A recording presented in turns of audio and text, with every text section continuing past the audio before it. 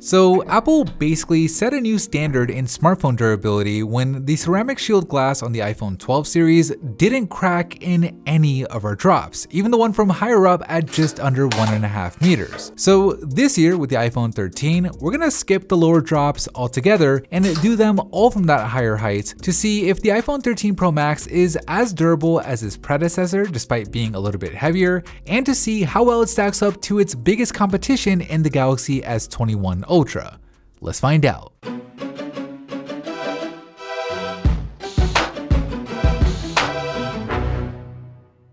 This episode is sponsored by the Anker Nano Pro, a tiny little charger that's about the same size as the old 5-watt charger that Apple used to include in the box, but is capable of charging the iPhone 3 times as fast. In fact, we tested it, with it charging the iPhone from 0 to 56% in just 30 minutes. Now, at 20 watts, it matches the fast charging power brick that Apple sells separately, but the difference is the Nano Pro is roughly 50% smaller, making it easier to throw in a bag while you're traveling or just taking up less space on your power strip. And it also comes in 4 different color options, like this glacier blue version that we have here that looks pretty clean. Now, the Nano Pro doesn't just charge your phone quickly, it also does so intelligently with Anker's Active Shield system, including a dynamic temperature sensor and a power tuner chip, so that way it can adjust the power output when it needs to safeguard your phone. So you can charge it fast and you can make it last. Click on the first link down below in the description to learn more.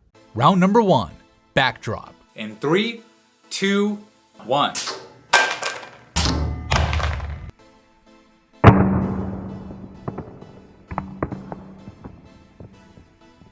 After that backdrop from just under 1.5 meters, both phones have their rear glass shattered, with the iPhones looking especially bad around that camera housing. I mean, taking a look at the drop again in slow motion, we had glass flying everywhere, but despite how bad it looks though, the phone is still technically fully functional, with even the cameras and that LiDAR sensor working just fine. The Galaxy's back doesn't look as bad, with the metal housing on the camera certainly helping protect that area of the phone, so while it's not the best result from either, I think the slight edge goes to the Galaxy in round number 1. Round number 2, corner drop. 2, 1.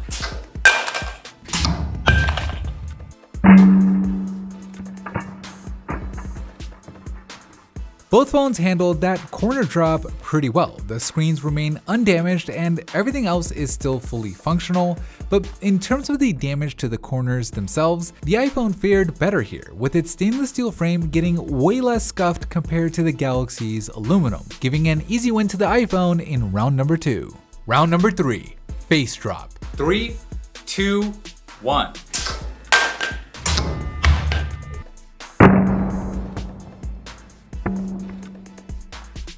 After the face drop, the Galaxy S21 Ultra's glass cracks, and so does the iPhone's. I'm actually kind of surprised that the iPhone 13's ceramic shield glass cracked here, since when we did this exact same drop on the iPhone 12 Pro Max last year, that phone survived without a problem. So I don't know if it cracked due to the iPhone 13 Pro Max being heavier, or if it was just the random bad luck that can happen on any given drop, but either way, it's definitely not the result you'd want to see on your brand new iPhone. The Galaxy, for its part, did pretty much just as bad, so I have to call it a tie in round number 3.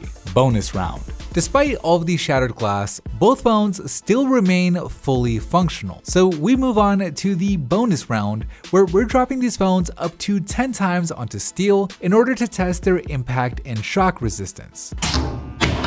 After that first bonus drop, while the initial damage obviously got a bit worse on each phone, both phones still seem to be working just fine, so we'll keep on going. 3 drops in, and the iPhone loses a big chunk of glass from its rear, and it also suffers some damage to its screen, with some of the pixels there no longer working. But in terms of the touchscreen's functionality, well, everything still seems to be working just fine, so we'll keep on dropping the phones. 6 brutal drops in, and this time it's the Galaxy that's having trouble, with its screen just freaking out. Now, the good news here is it did seem to recover after we locked and unlocked it, but it's definitely something we'll have to keep an eye on in the next drops.